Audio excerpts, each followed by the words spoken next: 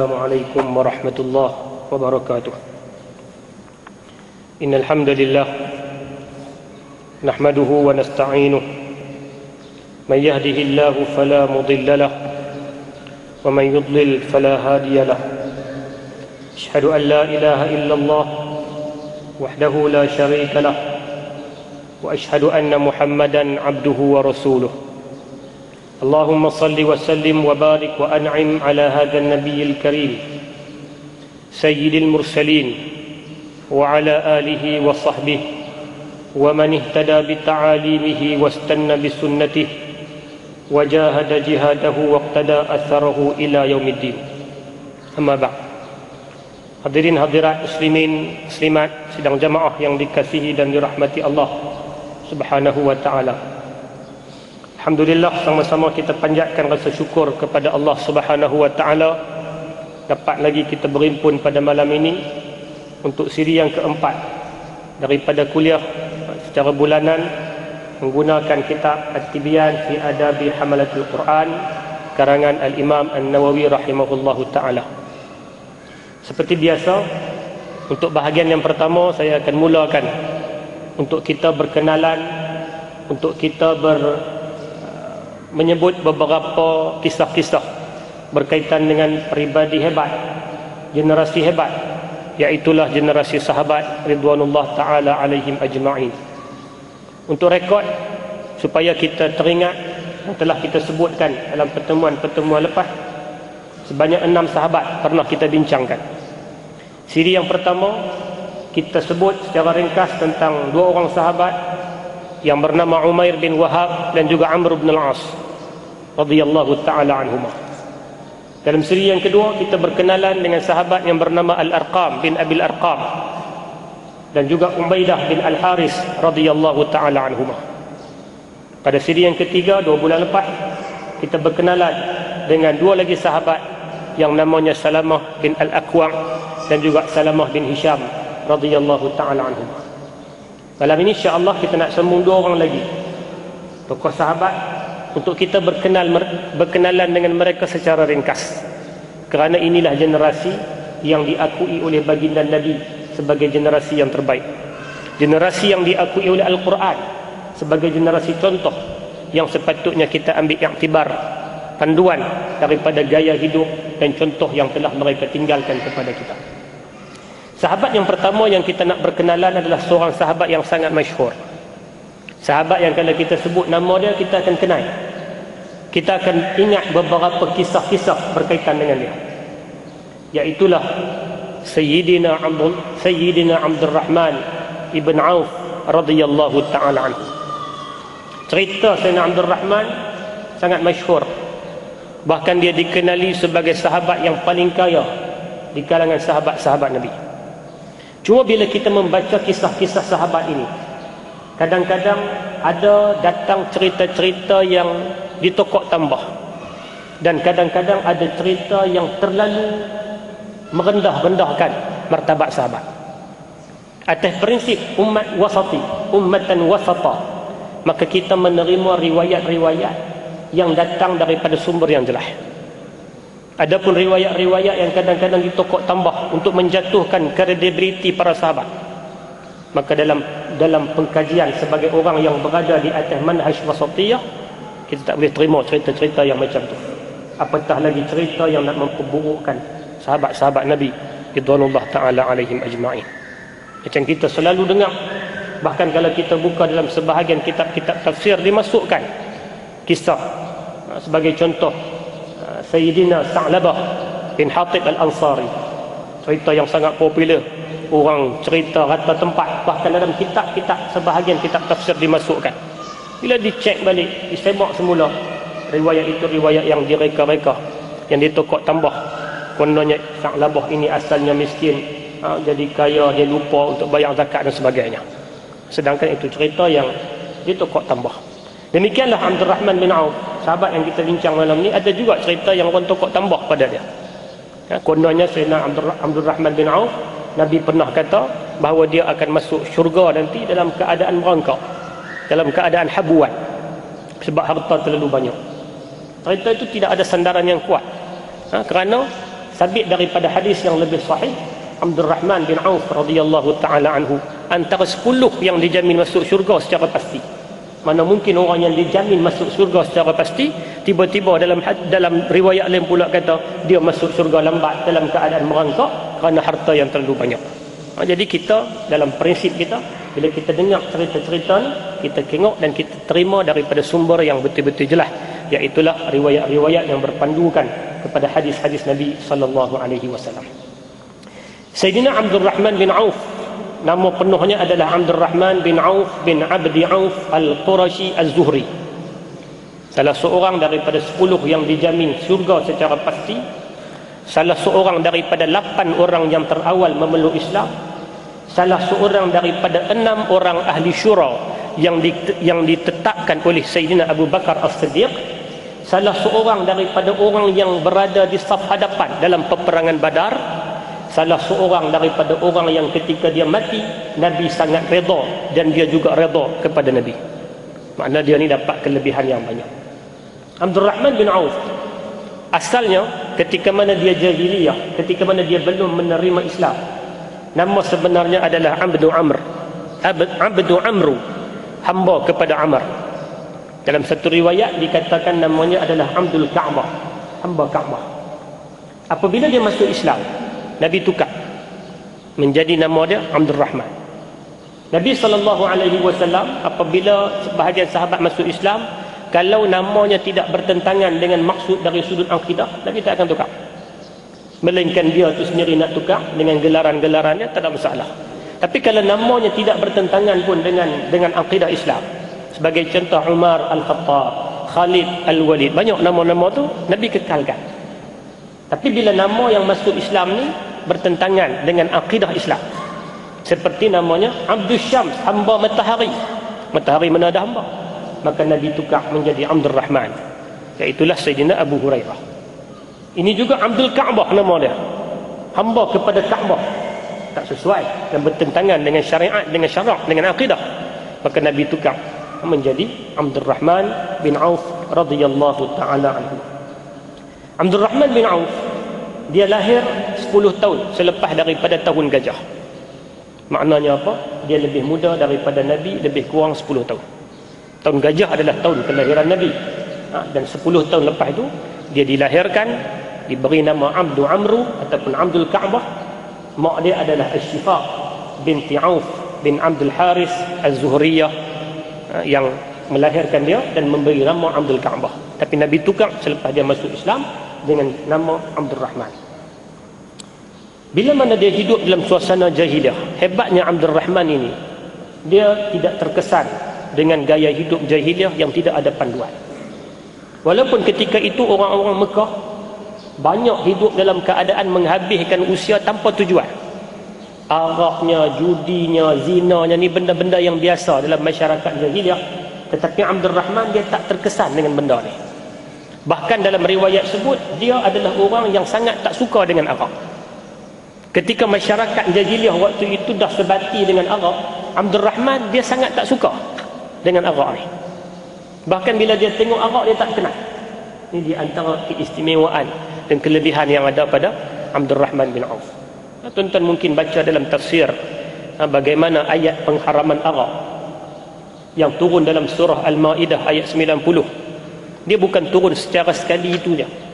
Bahkan ayat pengharaman arak ini diturunkan secara berperingkat-peringkat, kerana arak itu dah jadi sebati sangat dah dalam masyarakat Arab, khususnya orang-orang Mekah.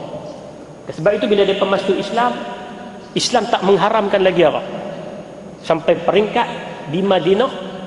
Dan Madinah itu pula bukan pada tahun yang pertama, setelah beberapa tahun di Madinah baru turun ayat 90 surah Al-Ma'idah yang mengharamkan tentang arak.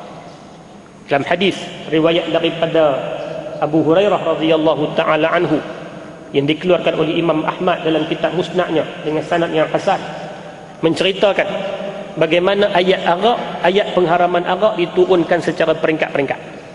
Peringkat pertama sekadar sebut kata ayat arak ni dosanya besar, tapi dia ada manfaat, dan dosa lebih besar daripada manfaat. Takat abak ya. Sebahagian orang masih minum. Sehinggalah ada orang yang mabuk dan sembahyang, silap baca, maka turun ayat pula yang kata apa? Wahai orang yang beriman, jangan sembahyang dalam keadaan kamu mabuk sehingga kamu faham apa yang kamu baca. Lepas daripada itulah baru turun ayat yang mengharamkan terus.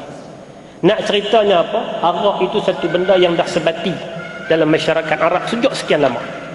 Tapi Abdul Rahman bin Auf dia tak terkesan. Bahkan riwayat sebut kata dia tidak terlibat. Kalau mungkin minum pun sikit, tapi tidak menjadi orang yang terlibat dan kaki arak. Bila dia nak masuk Islam, dia adalah orang yang masuk Islam menerusi dakwah Abu Bakar As-Siddiq radhiyallahu anhu. Ini jasa besar Abu Bakar. Abu Bakar yang cerita dia disebut dalam Al-Quran walaupun tidak disebut nama, orang yang sangat dekat dengan Nabi, orang yang mempunyai banyak jasa. Antara jasanya kepada Islam adalah bila mana dia terima Islam, dia menyampaikan Islam kepada kawan-kawannya yang akhirnya mereka dimasuk Islam. Tentu sebutlah nama tokoh-tokoh sahabat yang besar. Sa'ad bin Abi Waqqas masuk Islam di tangan Abu Bakar. Az-Zubair bin Awwam masuk Islam di tangan Abu Bakar. Abu Ubaidah Al-Jarrah juga memeluk Islam hasil daripada dakwah Abu Bakar. Termasuklah tokoh yang kita bincangkan ini, iaitulah Abdul Rahman bin Auf. Dia masuk Islam hasil daripada dakwah Abu Bakar. Dalam cerita yang panjang, Abdul Rahman bin Auf menceritakan bagaimana dia boleh masuk Islam. Dia kata menjadi kebiasaan dia akan bermusafir ke Yaman. Kan orang Quraisy ni berniaga, dan Abu Hurairah Abdul Rahman ahli perniagaan. Dia ni bila mai musim sejuk, mereka akan pergi ke Yaman untuk berdagang. Ila fi Quraisy ila fihim rihlat asy-syita'i was-sayf. Menjadi kebiasaan orang Quraisy, mereka akan rihlah, mereka akan berdagang, mereka akan berjalan, bermusafir pada musim panas dan sejuk. Musim panas mereka pergi ke arah Syam, musim sejuk mereka pergi ke arah Yaman. Tujuan dia apa? Berdagang. Abdul Rahman salah seorang yang pergi berdagang. Dia pergi ke Yaman hampir setiap tahun. Dan bila dia sampai di Yaman, dia akan pergi berjumpa dengan seorang tua yang namanya Askalan bin Awakin Al-Himyari. Dia ni seorang tua, seorang yang menjadi tempat rujukan, seorang yang di kalangan orang-orang Yaman. Orang akan pergi minta pandangan dia, orang akan pergi minta nasihat daripada dia, orang akan jumpa dengan dia, kerana dia seorang tokoh yang berpengaruh ketika itu. Abdul Rahman bin Auf bila dia pergi Yaman untuk tujuan berdagang, dia tak lupa pergi ziarah orang tua dia yang nama Askalan bin Awakin Al-Himyari. Bila dia pergi jumpa, orang tua ni pun tanya kepada dia, kamu mai daripada mana? Dia pun cerita mai daripada Mekah. Setiap tahun dia pergi, orang tua tu akan tanya kepada dia, ada tak sesuatu benda yang terjadi di Mekah? Sesuatu benda pelik, seorang yang dibangkitkan ke, seorang yang mengaku kata dia bawa apa-apa, ada tak jadi? Tiap-tiap tahun Abdul Rahman bin Auf kata tak ada lah, sebab tak terjadi lagi benda tu. Sehinggalah 1 tahun sebelum daripada kebangkitan Nabi SAW, dia pergi jumpa pula dengan Al-Himyari. Bila dia sampai, Al-Himyari tanya dia, waktu dia jumpa dengan Himyari ini, dia kata dalam keadaan sangat tua dah dan sangat uzur, telinga pun tak apa nak dengar, mata pun tak apa nak nampak dah. Dia tanya, hang mai daripada mana? Dia pun perkenalkan, aku Abdul Rahman bin Auf, aku mai daripada Bani Zuhrah, daripada Mekah. Dia dengar daripada Mekah. Orang tua ni kata, aku nak cerita kepada hang satu berita gembira yang lebih baik daripada perniagaan yang kamu buat ni. Perniagaan yang kamu bawa main ni dapat keuntungan, tapi aku nak cerita satu benda yang lebih untung daripada perniagaan itu. Apa dia? Kata dia, Allah Subhanahu wa ta'ala akan membangkitkan seorang utusan di kalangan orang-orang hampa di Mekah. Yang lebih baik hang balik nanti, hang pergi cari dia dan hang ikut dia, hanya jangan tunggu lama. Abdul Rahman bin Auf bila balik, setelah diceritakan kepada dia oleh orang tua yang baca kitab ni, yang terdapat dalam kitab At-Taurah dan Injil, cerita tentang Nabi SAW.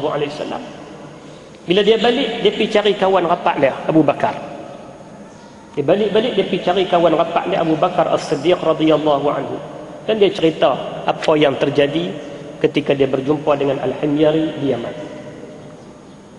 Bila dikatakan macam tu, dia cerita tentang apa yang Himyari sebut kepada dia. Abu Bakar kata, itulah Muhammad Muhammad bin Abdullah adalah utusan Allah. Jom kita pergi jumpa dia dan kita beriman dengan dia. Maka pilih Abdul Rahman bin Auf jumpa dengan Nabi ketika Nabi di rumah Khadijah, isterinya radhiyallahu taala anha. Bila Nabi tengok, Nabi kata, Nabi senyum. Nabi senyum gembira. Dan Nabi tengok, Nabi kata, ara wajhan khaliqan arjulahu khaira. Aku nampak wajah seseorang yang sangat baik dan aku mengharapkan kebaikan daripada dia. Akhirnya duduk dan masuk Islam. Abdul Rahman sangat mudah ketika menerima dakwah Islam, bahkan termasuk di antara orang yang awal menyahut seruan Islam. Bahkan sebelum daripada Nabi buat gerakan dakwah di rumah Al-Arqam bin Abil Arqam. Inilah Abdul Rahman bin Auf radhiyallahu taala anhu. Abdul Rahman bin Auf bila mana hijrah, dia menyertai banyak, dia menyertai kedua-dua hijrah ke Habasyah dan dia juga menyertai hijrah ke Madinah Al-Munawwarah.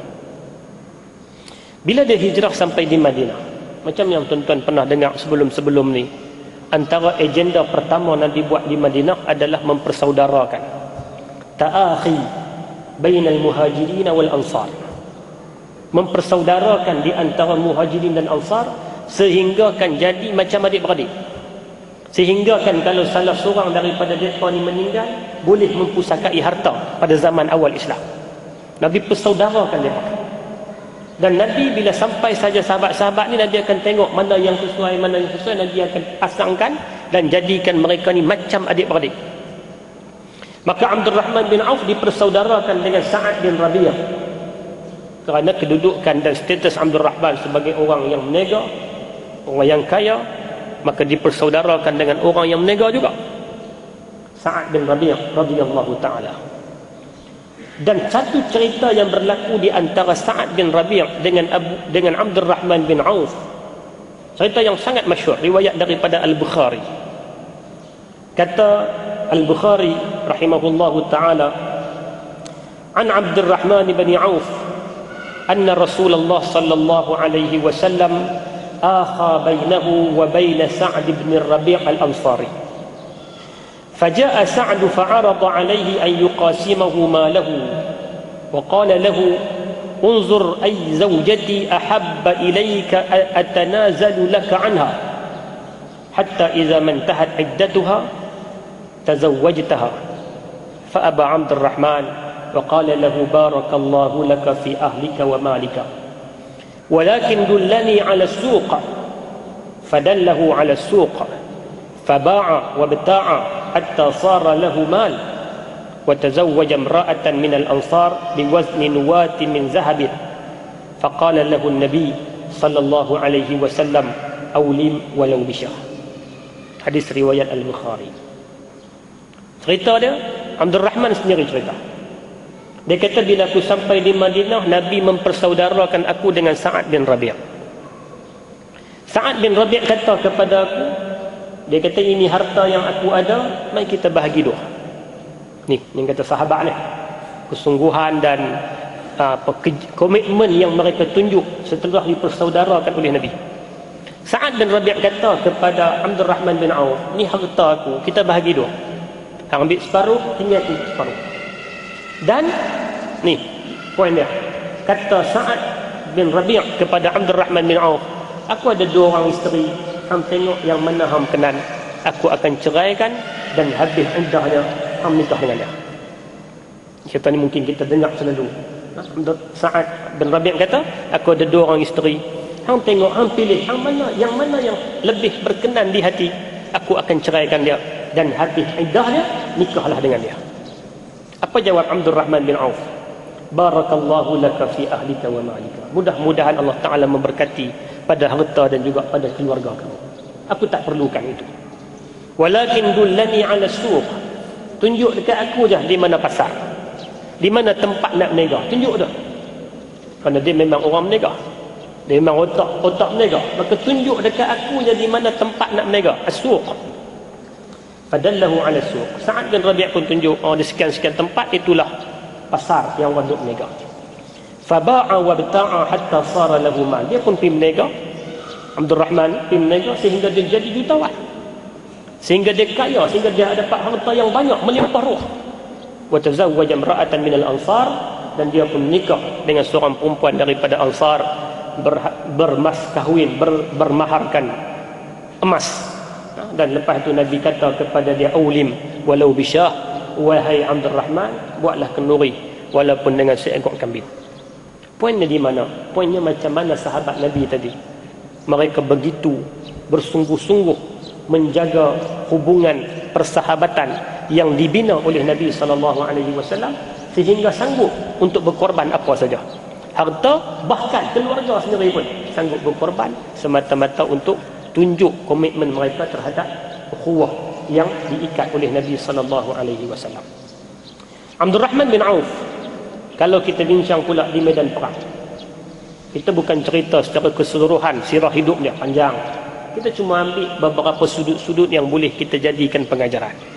Kalau dibincang tentang penglibatan Abdul Rahman bin Auf di medan perang, kita boleh sebut beberapa peperangan, antaranya peperangan Badar. Dia menyertai peperangan Badar dan dia berada di saf hadapan panglima. Badar ni kira peperangan yang terjadi dalam keadaan tak ada perancangan.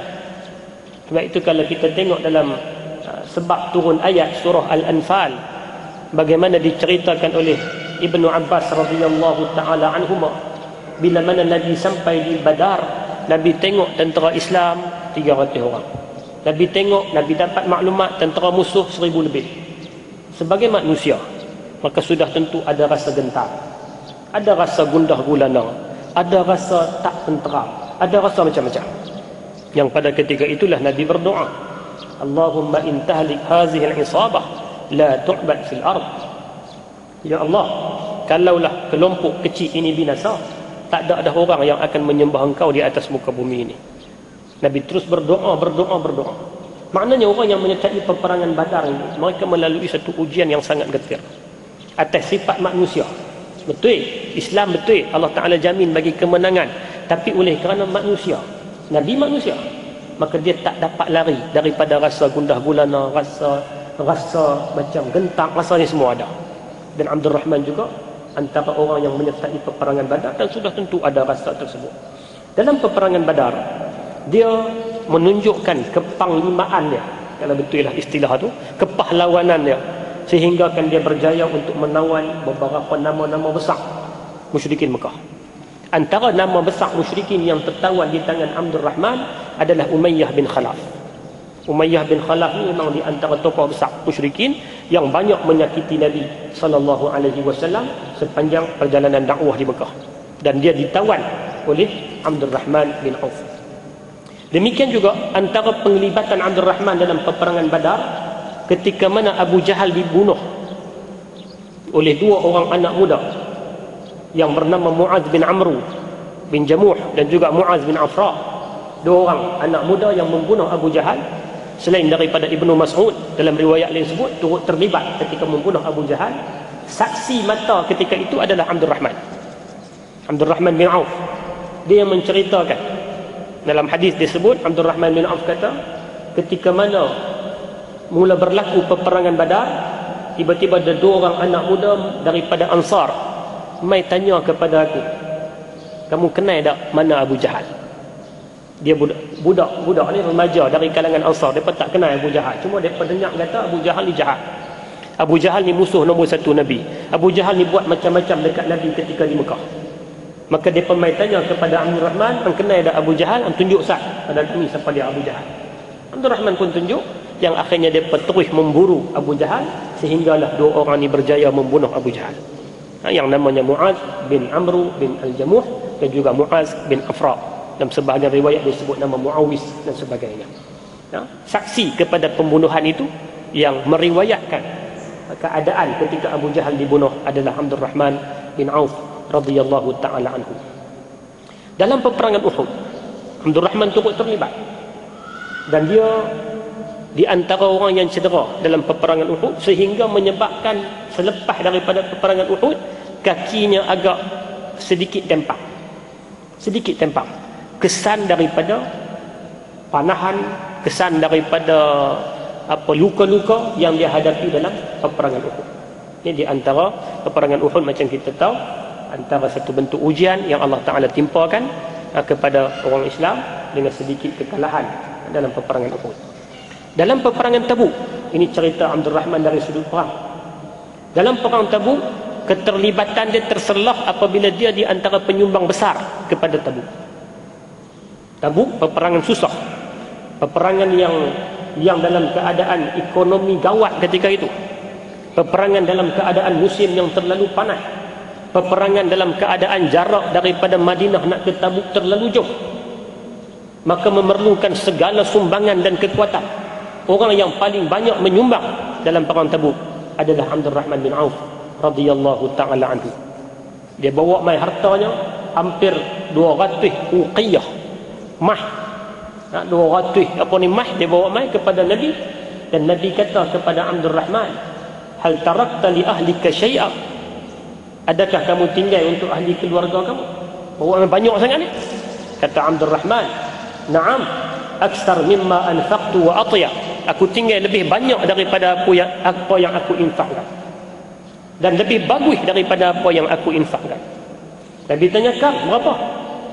Dia kata, ma wa'adallahu wa rasuluhu minar rizqi wal khair, apa yang Allah dan Rasul janjikan daripada kebaikan, itulah yang aku tinggalkan untuk ahli keluarga aku. Ini Abdul Rahman bin Auf radhiyallahu anhu. Tuan-tuan, hadirin mukminin yang dikasihi sekalian, antara benda yang kelebihan Abdul Rahman yang tak ada pada orang lain, dia adalah sahabat yang Nabi pernah menjadi makmum kepada dia. Dalam banyak hadis kita jumpa, hampir semua sembahyang Nabi akan jadi imam. Tapi Abdul Rahman, Nabi pernah dalam peperangan Tabuk, kalau tak silap dalam peperangan Tabuk ataupun lain, musafir, dan ketika itu Nabi terlewat sikit dalam berwuduk dan sebagainya, tengok-tengok orang dah sembahyang, dan ketika itu Abdul Rahman sedang jadi imam dan Nabi menjadi makmum kepada Abdul Rahman bin Auf. Kelebihan yang jarang-jarang orang dapat. Sahabat-sahabat lain walaupun mereka hebat, mereka alim, tapi jarang-jarang dapat. Abdul Rahman dapat, dan dia menjadi imam kepada Nabi sallallahu alaihi wasallam. Selain daripada itu, dia juga menjadi, walaupun dia hebat di medan perang, dia hebat di medan pengorbanan, dia juga hebat di medan ilmu. Dia banyak menghafaz hadis daripada Nabi sallallahu alaihi wasallam. Walaupun jumlah yang terdapat dalam kitab hadis-hadis ni, kalau kita jumpa hadis daripada Abdul Rahman, lebih kurang ada 65 yang dikeluarkan oleh Imam Al-Bukhari, Imam Muslim dan lain-lain.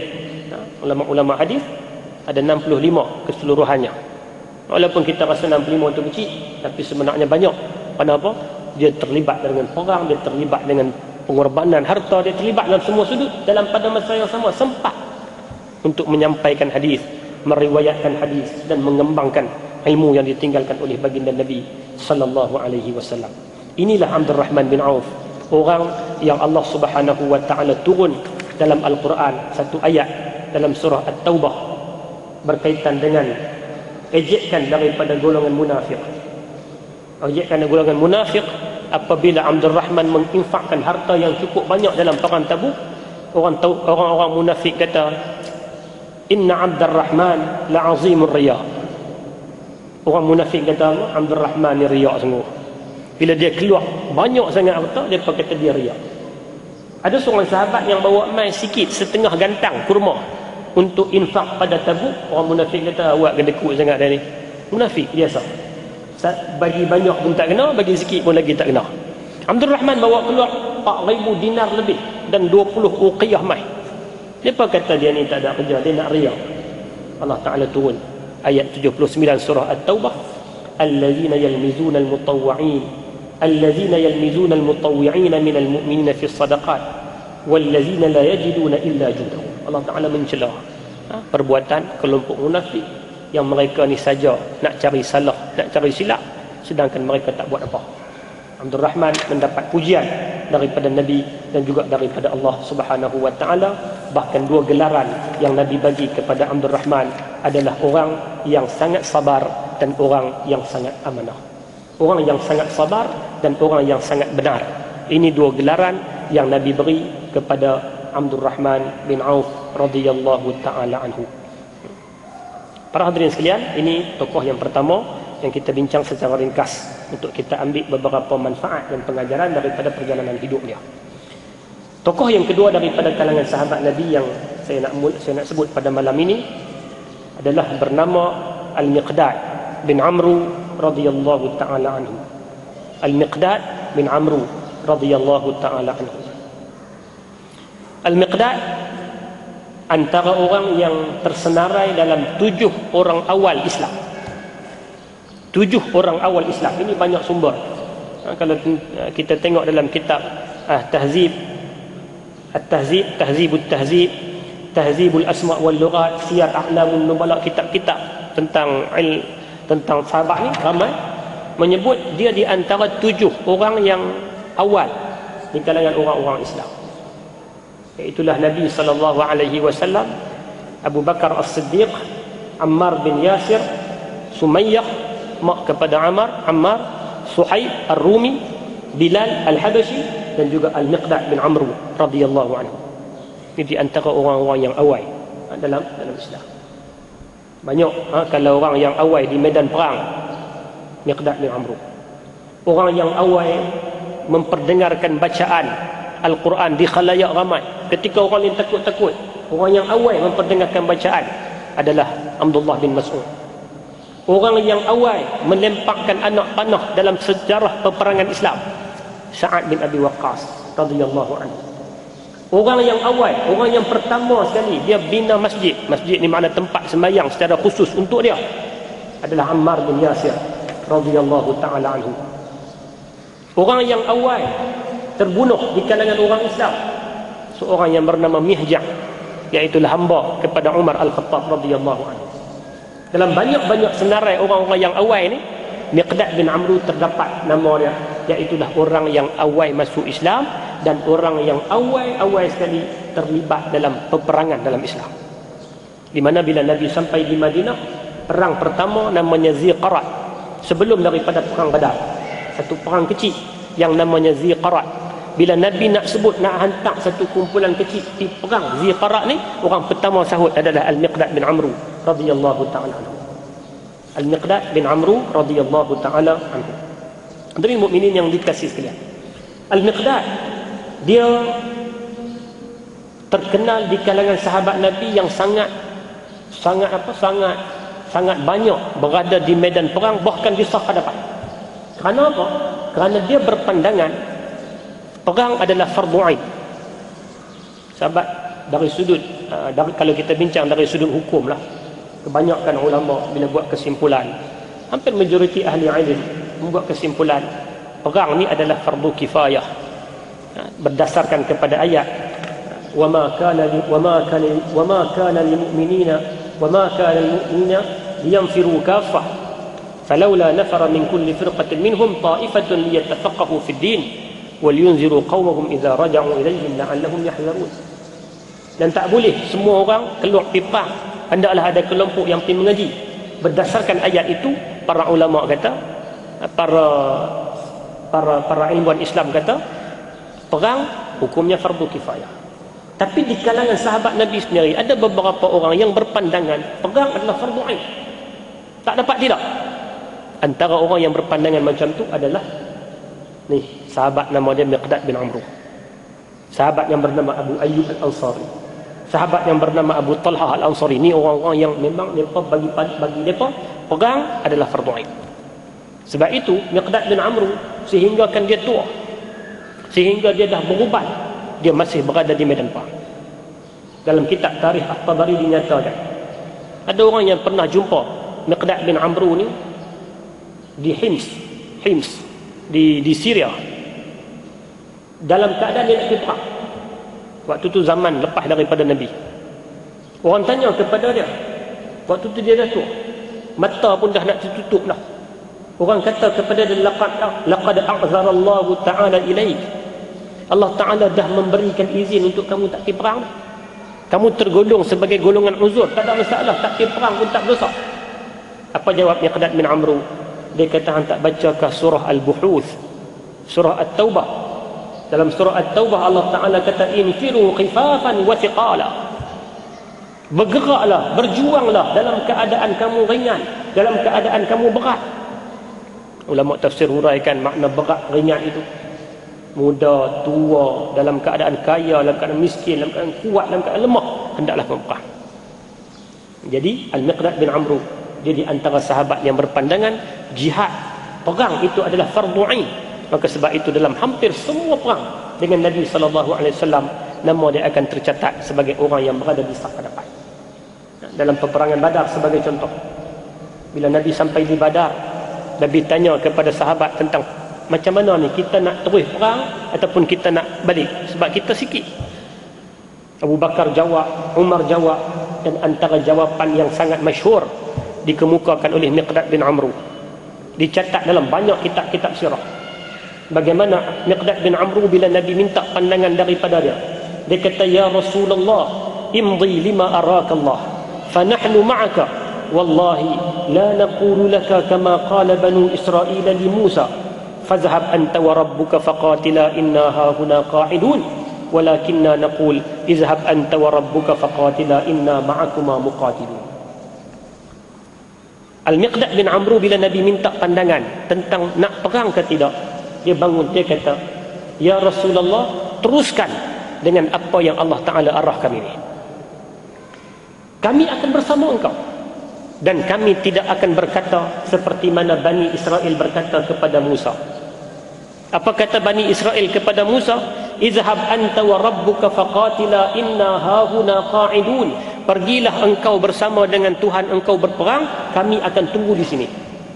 Ini jawapan Bani Israel kepada Nabi Musa ketika diajak untuk berjihad, ketika diajak untuk berperang. Kata Miqdad bin Amru, kami tak akan jawab macam tu. Fanahnu ma'aka, kami akan bersama engkau. Dan kami akan kata, izhab anta wa rabbuka faqatila inna ma'akuma muqatilun. Pergilah engkau wahai Rasulullah bersama dengan Allah untuk berperang, dan kami akan bersama engkau turut berperang.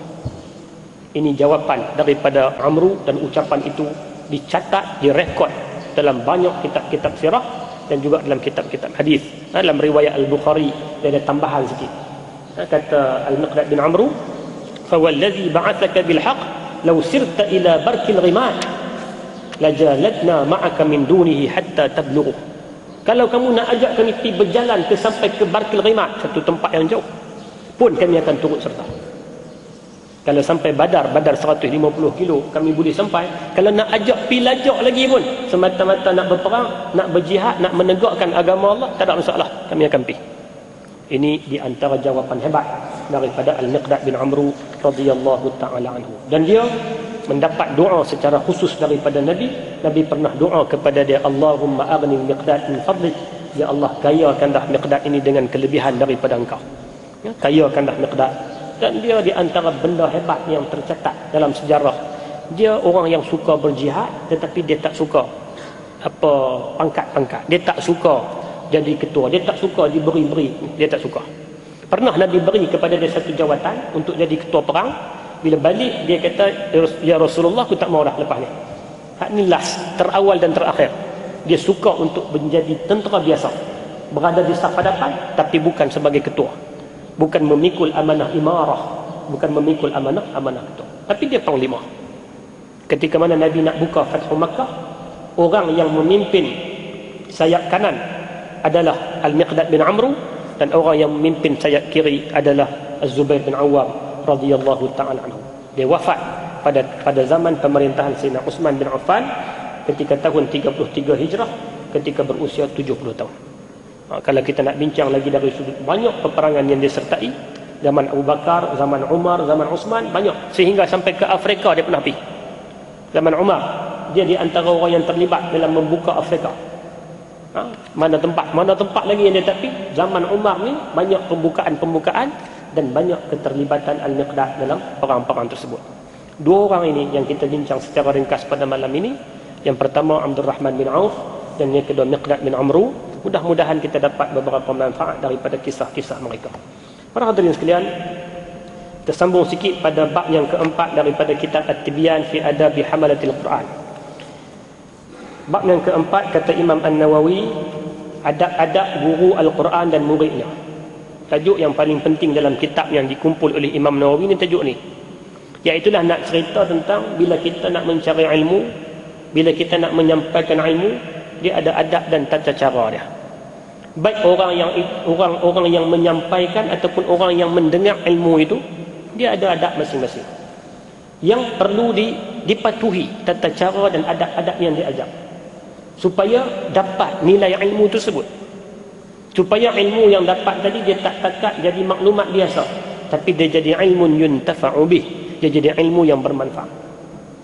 Kerana ilmu yang bermanfaat, sabit daripada hadis sahih, Nabi kata apa? Ada 3 amalan yang dia tak akan terputus dan terhenti pahalanya kepada anak Adam, antaranya adalah ilmu yang bermanfaat.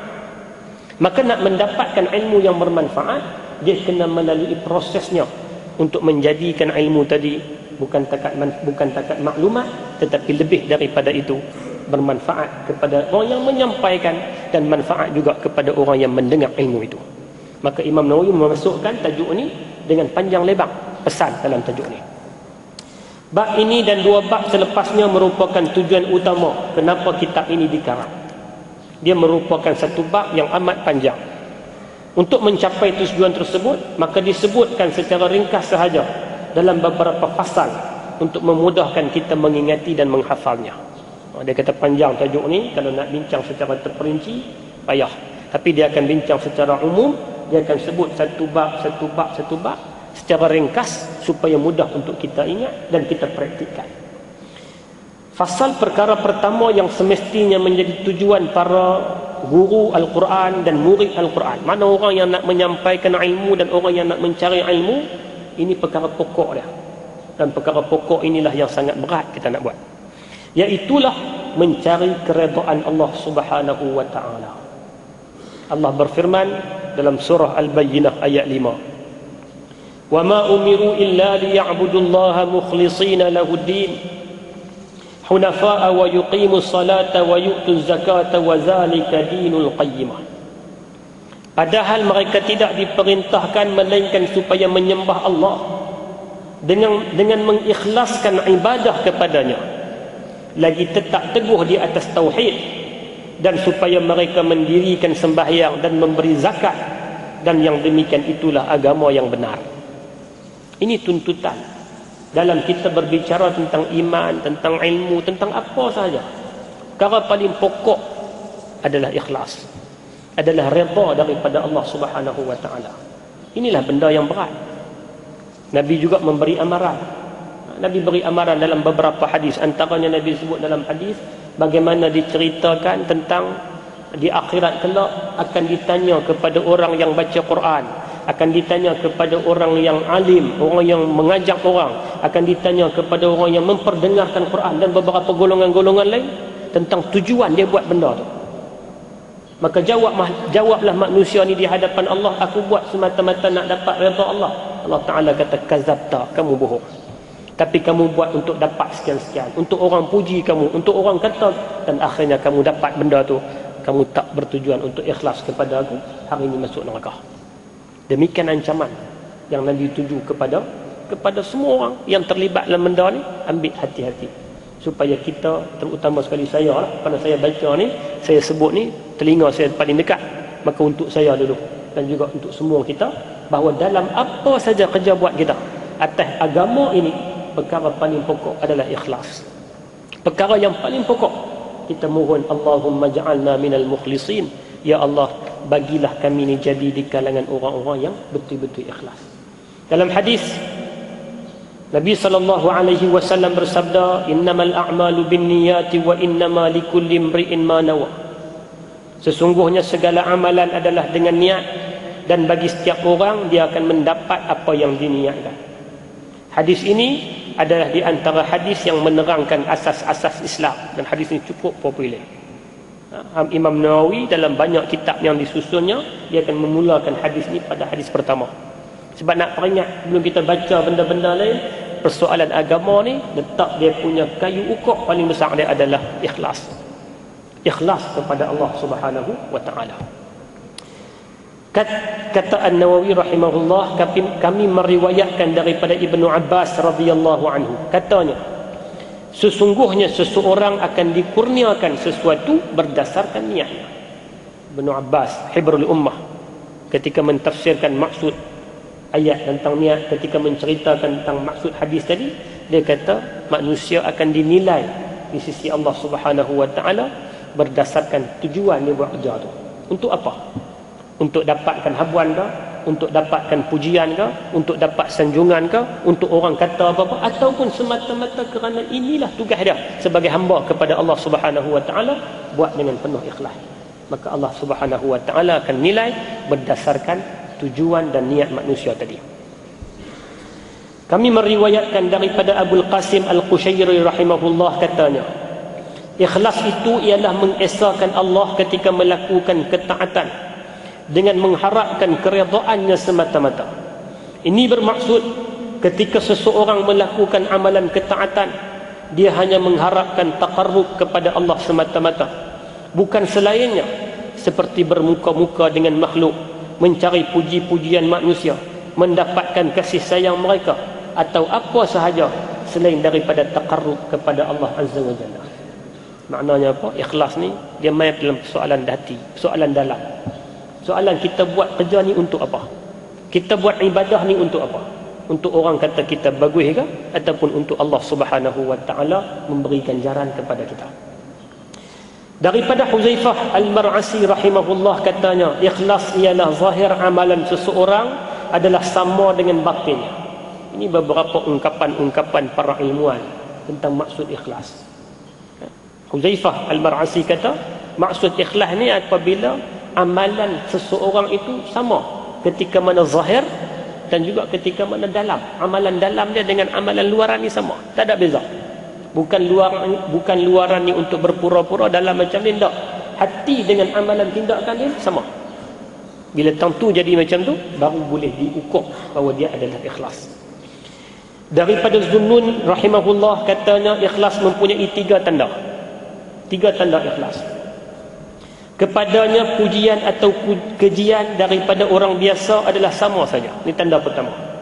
Orang puji ke, orang keji ke, dia sama. Dia tak ada apa. Dia macam dia. Ini tanda kata dia ikhlas. Yang kedua, lupa untuk memerhatikan amalannya. Lupa untuk memerhati amal-amal baik dah. Amal jahat dia akan ingat. Dia akan rasa sesat. Dia akan muhasabah. Amal baik ni dia rasa macam dia tak ingat banyak. Kerana bila dia duduk ingat banyak, dia duduk kira macam cukup dah. Ini tanda ikhlas. Dan yang ketiga, dan mencari balasan amalannya di akhirat. Ni yang ketiga ni, tujuan dia punya kerja adalah untuk dapat habuan di akhirat. 3 benda ni kalau dia boleh tanam dalam diri dia, ini kata Zunnun rahimahullah, itu adalah tanda kata dia mempunyai ciri-ciri ikhlas. Daripada Fudail bin Iyad radhiyallahu rahimahullah, katanya, meninggalkan sesuatu amalan kebaikan kerana manusia adalah riya. Siapa tak buat baik ni, tak dia orang puji, itu adalah tanda riya. Melakukan sesuatu amalan kebaikan kerana manusia adalah syirik. Manakala ikhlas ialah Allah menyelamatkan kamu daripada kedua-duanya. Ikhlas ni makna apa? Makna kita buat bukan kerana orang. Sama ada orang nak puji ke, orang nak keji ke, orang nak kata ke, kita tak peduli benda tu. Kita buat semata-mata kerana Allah Subhanahu wa taala. Daripada Sahal Ad-Dustari rahimahullah, katanya, para cerdik pandai meneliti maksud ikhlas. Mereka mendapati ikhlas ialah semua tindakan ketika bergerak atau tidak bergerak, sama ada semasa keseorangan atau di khalayak ramai, adalah kerana Allah Subhanahu wa taala sahaja, tidak kerana yang lain yang menyainginya seperti nafsu dan dunia. Hanya ini maksud yang dijumpai. Ikhlas tak perlu disebut. Saya ikhlas tu, ini tak perlu. Ikhlas ni adalah dia mai daripada hati kita. Apa yang kita buat ni tujuan dia untuk apa? Hubungan kita dengan Allah Subhanahu wa taala. Dan siapa yang boleh ukur ikhlas? Kita sendiri. Kita tak boleh pergi jengkai kawan ni nampak macam tak ikhlas muka, tak boleh. Kerana apa? Kerana ikhlas ni amalan sendiri kita. Maka yang nak ukur adalah kita. Kita yang tahu. Hatta orang yang paling rapat dengan kita pun kita tak boleh tahu dia ikhlas ke tidak. Seorang suami tak boleh tahu isteri dia ikhlas ke tidak. Isteri pun tak boleh tahu, melainkan diri masing-masing yang akan tahu. Dia ni buat kerja, dia ni hidup di atas dunia ni, amalan-amalan yang dia buat adakah ikhlas ataupun tidak, semata-mata kerana Allah Subhanahu wa taala. Daripada Al-Haris Al-Muhasibi rahimahullah, katanya, orang yang sadiq, yakni orang yang benar, ialah orang yang tidak mempedulikan segala sanjungan yang diberikan oleh manusia, kerana dia lebih mementingkan keelokan hatinya. Dia tidak suka amalan kebaikannya dilihat orang walaupun sedikit. Dia juga tidak benci jika amalan buruknya diketahui orang. Ini kerana jika dia tidak suka amalan buruknya diketahui orang, maka ini menunjukkan bahawa dia suka untuk mendapat sanjungan daripada manusia. Sedangkan ini bukanlah akhlak orang-orang yang benar. Ini cerita tentang nak dapat gelaran siddiqin. Tuan-tuan, kita baca tiap-tiap hari surah Al-Fatihah. Ihdinas siratal mustaqim, siratal ladzina an'amta alaihim. Ya Allah, tunjukkanlah kami jalan yang lurus, jalan orang-orang yang telah Engkau beri nikmat. Siapa dia? Kita tanya, siapa ni? Kita duk minta tiap-tiap hari, ya Allah bagi dapat jalan orang-orang yang Engkau beri nikmat. Kita pun tanya, siapa? Tak tahu. Mana mungkin kita minta daripada Allah? Kita tak tahu. Al-Quran sebut dalam surah An-Nisa ayat 69. Yang kata orang yang Allah Ta'ala beri nikmat ni 4 golongan. An-Nabiyyin, para Nabi. Was-Siddiqin, orang-orang benar. Antara sifat orang-orang benar adalah mereka ikhlas dalam amalan mereka, dalam kerja buat mereka. Minas Siddiqin, minan Nabiyyin, was-Siddiqin, was-Syuhada, orang-orang yang syahid, yang berjuang di jalan Allah dan akhirnya mencapai penyaksian daripada Allah. As-Salihin, orang-orang yang baik, orang-orang yang dalam agenda hidupnya dia hanya fikir baik. Orang-orang inilah yang Allah Ta'ala beri nikmat. Dan orang-orang yang macam inilah yang kita duk minta tiap-tiap hari. Ihdinas siratal mustaqim, tunjukkan pada kami jalan yang lurus, jalan yang telah Engkau beri nikmat kepada mereka. Siapa dia? 4 golongan tadi. An-Nabiyyin, As-Siddiqin, Asy-Syuhada, As-Salihin. Dan mudah-mudahan kita termasuk dalam kelompok itu. Tapi tuan-tuan, oleh kerana kita manusia, oleh kerana sifat manusia itu lupa, maka manusia biasa. Bila kita duk cerita tentang ikhlas, kita duk cerita, tapi ada ketika oleh kerana manusia, dia akan main perasaan lupa, dia akan main perasaan oleh kerana dia manusia biasa. Sebab itu seorang sahabat, dia pernah jumpa dengan Nabi, dia kata nafaqa Hanzalah. Nama dia Hanzalah, dia kata aku jadi munafik lah. Munafik sebab apa?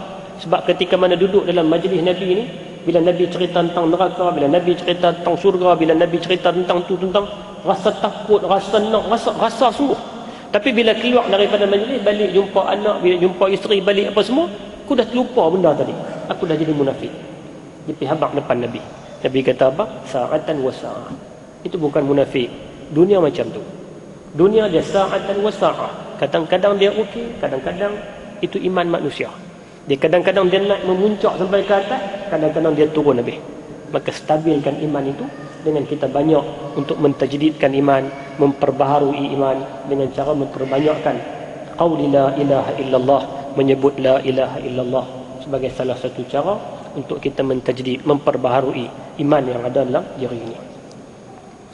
Diriwayatkan katanya, jika anda meminta daripada Allah dengan berbekalkan sikap benar, maka Allah akan memberikan cermin supaya anda boleh melihat segala perkara yang mengagumkan di dunia dan akhirat. Terlalu banyak kenyataan para salaf mengenai perkara ini. Di sini hanya aku menyebut sebahagiannya sahaja sebagai memenuhi tuntutan tajuk ini.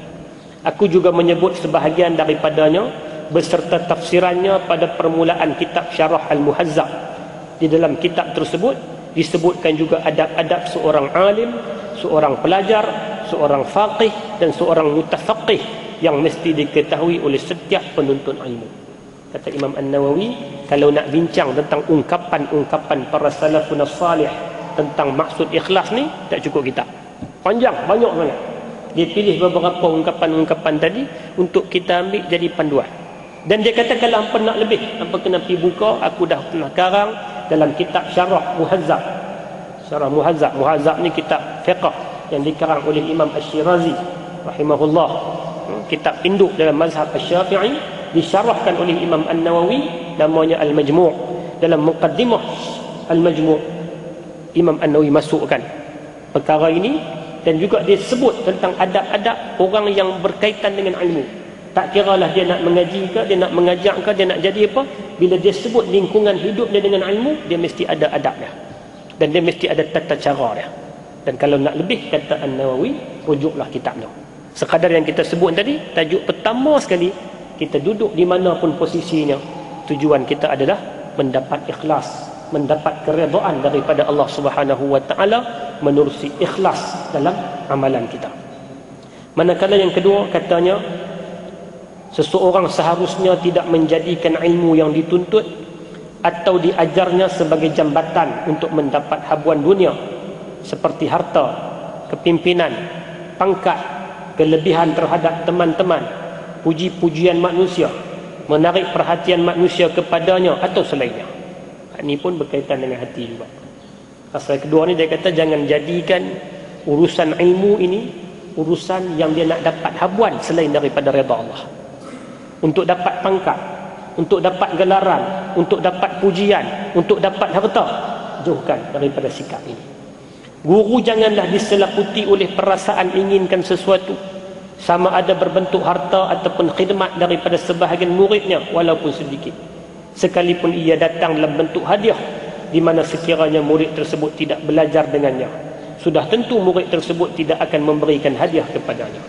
Allah berfirman, man kana yuridu harsal akhirati nazid lahu fi harsihi wa man kana yuridu harsad dunya nu'tihi minha wa ma lahu fil akhirati min nasib. Sesiapa yang menghendaki keuntungan pahala akhirat, maka kami tambah baginya keuntungannya, dan sesiapa yang menghendaki keuntungan dunia semata-mata, kami berikan sebahagian daripada keuntungan dunia dan tidak akan beroleh sesuatu pun bahagian akhirat. Allah Ta'ala kata apa? Orang yang buat amalan, orang yang buat kerja di atas dunia ni, dia nak habuan akhirat, maka ketika itu Allah Ta'ala bagi kepada dia akhirat dan dunia akan turut serta. Tapi kalau dia nak dunia semata-mata, maka dunia dia akan dapat, tapi akhirat tak ada. Maka rugilah orang yang amalannya, yang kerja buat dia di atas dunia hanya nak dunia. Dia akan dapat dunia, tapi akhirat tak ada apa. Berbanding dengan orang yang buat kerja, yang beramalan, yang buat kebajikan di atas dunia ni, nak dapat habuan akhirat, dunia akan turut serta dapat kepada dia. Ini janji Allah Subhanahu wa ta'ala yang Allah Ta'ala sebut dalam surah Asy-Syura ayat 20. Daripada Abu Hurairah, kata Nabi SAW, man ta'allama ilman yubtagha bihi wajhullah ta'ala la yata'allamahu illa liyusiba bihi ghardan min ad-dunya lam yajid arafal jannah yawmal qiyamah. Sesiapa yang menuntut ilmu yang sepatutnya dilakukan untuk mendapatkan keridhaan Allah, tapi dia menuntutnya hanya untuk mendapatkan sedikit habuan dunia, maka dia tidak akan dapat cium bau syurga pada hari kiamat. Nabi kata, orang yang cari ilmu, yang sepatutnya dengan ilmu dia nak dapat redha Allah, tiba-tiba dia tak bertujuan untuk dapat redha Allah, tapi dia tujuan untuk dapat habuan dunia yang sikit, ketika itu Allah Ta'ala akan haramkan dia ni daripada mendapat bau syurga di akhirat kelak, sebagai hukuman kepada dia kerana tidak begitu ikhlas dalam kerja buat dia. Dan hadis-hadis yang seumpama ini terlalu banyak. Dalam satu hadis lain riwayat daripada At-Tirmizi, kata Nabi SAW, man talaba al-ilmi liyumariya bihi as-sufaha aw yukathira bihi al-ulama aw yusrifa bihi wujuh an-nas ilayh falyatabawwa maq'adahu minan nar. Siapa-siapa yang menuntut ilmu untuk berdebat dengan golongan bodoh, tujuan mengaji ni tujuan nak debat, tujuan nak debat, nak tunjuk kata dia kemah, ataupun untuk mengalahkan golongan ulama, atau untuk memalingkan pandangan manusia kepadanya. Mengaji tujuan apa? Tujuan orang nak kata aku kemah, tujuan nak bagi orang angkat aku, orang akan ikut kata aku, tujuan macam tu, maka dia menyediakan tempat duduknya dalam neraka. Satu ancaman besar daripada Nabi SAW. Dalam pada masa yang sama, hadis-hadis ni bukan bermakna kalau macam tu tak payah mengaji, tak. Hadis yang cerita suruh kita mengaji, suruh kita mengaji, suruh kita mengaji begitu banyak. Tapi dalam kita mengaji dan mencari ilmu Allah Subhanahu wa ta'ala, kita kena letak tata cara dia, supaya kita mengaji ni tujuan dia adalah untuk menegakkan agama, tujuan dia untuk kita letakkan agama ini di tempatnya, bukan tujuannya untuk lain-lain, bukan tujuannya untuk kita, tetapi untuk agama. Macam mana Nabi SAW tunjuk dalam sejarah dia, Nabi buat kerja Islam untuk agama, untuk masa depan Islam, bukan untuk kepentingan Nabi. Sebab itu Nabi tak ada ucapan-ucapan Nabi yang minta sokonglah aku, angkatlah aku, tak ada. Kerana Nabi bukan kerja untuk diri dia, tapi Nabi kerja untuk agama. Macam mana ketika di Badar kita sebut tadi, Bila sampai di Badar, Nabi doa apa? Allahumma intahlik hazihi al-isabah la tu'bad fil ard. Ya Allah, kalaulah kelompok kami yang kecil ini kalah, tak ada orang yang akan sembah dia, yang sembah engkau di atas muka bumi. Nabi bukan berjuang untuk dia. Kalau berjuang untuk dia, dia kata, ya Allah, kalau kami kalah ni, isi aku nak duduk mana? Aku nak dapat apa lagi ni? Tak ada pangkat, tak ada apa. Tapi bukan untuk dia, untuk agama, untuk kita. Nabi berjuang untuk masa depan Islam. Maka demikianlah kita dalam ilmu, dalam mengaji, dalam mencari ilmu, kita nak untuk menaikkan, mengembalikan izzah Islam ini berada di tempat yang sewajarnya, bukan untuk kita semata-mata. Mudah-mudahan tuan-tuan, apa yang kita kongsi pada malam ini secara ringkas daripada kitab At-Tibyan ini ada manfaat kepada saya dan juga kepada tuan-tuan. Lepas ini dia akan sambung fasalnya, guru hendaklah sentiasa mengawasi sepenuhnya supaya tidak mempunyai tujuan mendapatkan seramai mungkin penuntut yang datang belajar dengannya. Ini pun cerita satu lagi juga yang masih lagi berkaitan dengan hati ya. Ikhlas, redha, semua ni dia berkaitan dengan hati. Kemudian dia sambung lagi dengan beberapa bentuk. Antaranya dia akan bawa hadis berkaitan dengan ad-dinun nasihah. Agama ni terdiri di atas nasihat. Nasihat ni siapa? Dia akan hurai dalam pertemuan yang akan datang jika diizinkan oleh Allah Subhanahu wa taala. Insya-Allah dalam pertemuan yang akan datang kita sambung berkaitan dengan beberapa kisah sahabat lain dan kita juga akan sambung kitab At-Tibyan yang disusun oleh Imam An-Nawawi ini. Mudah-mudahan perhimpunan kita pada malam ini Allah taala beri barakah, Allah taala beri rahmat kepada kita bersama. Waffaqana Allah wa iyyakum, segala yang baik daripada Allah Subhanahu wa taala, tersalah tersilap saya mohon ampun daripada Allah, mohon maaf daripada tuan-tuan dan puan-puan sekalian. Bismillahirrahmanirrahim. Allahumma ja'alna minal ladzina idza ahsanu istabsharu wa idza asa'u istaghfaru waj'alna minal ladzina yastami'una al-qawla fayattabi'una ahsanah. Rabbana atina fid dunya hasanah wa fil akhirati hasanah wa qina 'adzaban nar. Wa sallallahu ala nabiyyina Muhammad wa ala alihi wa sahbihi wa baraka wa sallam. Walhamdulillahi rabbil alamin. Qul qawli hadza wa astaghfirullahal azim. Assalamu alaikum warahmatullahi wabarakatuh.